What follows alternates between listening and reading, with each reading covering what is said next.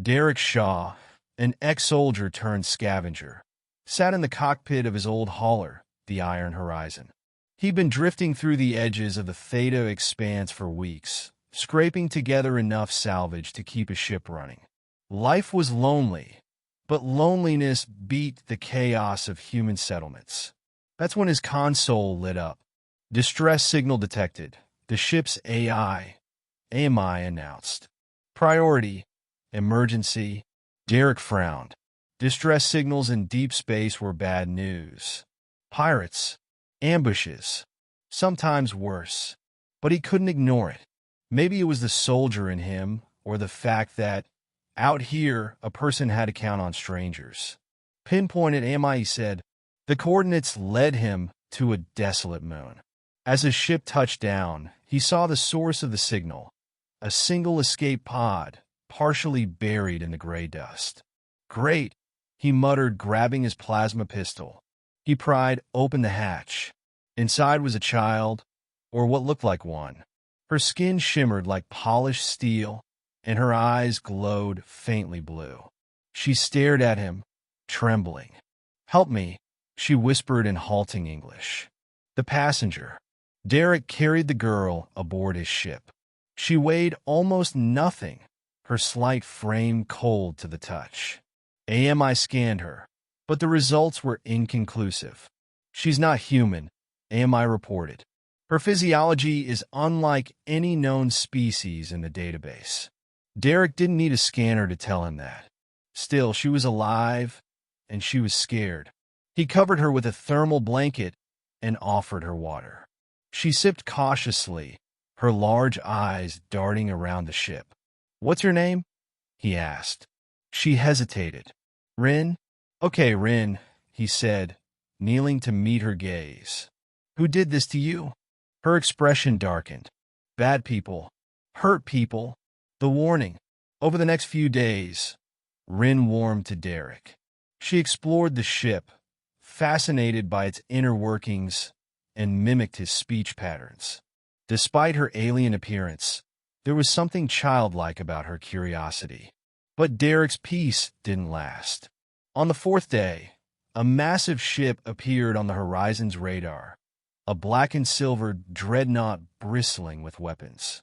"Incoming transmission," AMI announced. "This is Commander Rinn of the Galactic Quarantine Corps," a stern voice said. "You are harboring a bioweapon. Surrender it immediately, or we will take it by force." Derek's stomach sank. He glanced at Rinn, who was huddled in the corner, her glowing eyes wide with fear. "Bioweapon," he muttered. Rinn clutched his arm. "Please don't let them take me." Derek's gut twisted.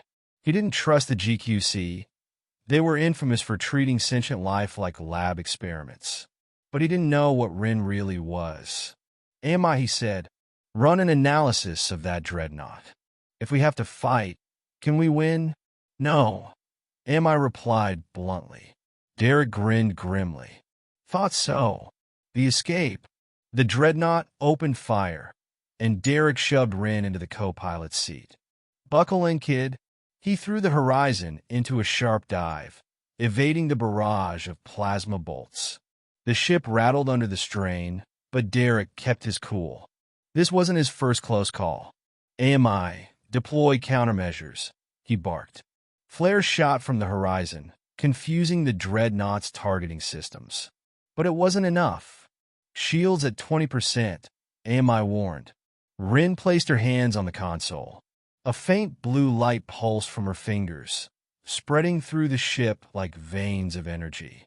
Suddenly, the engines roared to life, and the ship surged forward, faster than it ever had before. "What the—" Derek started, but there was no time to question it.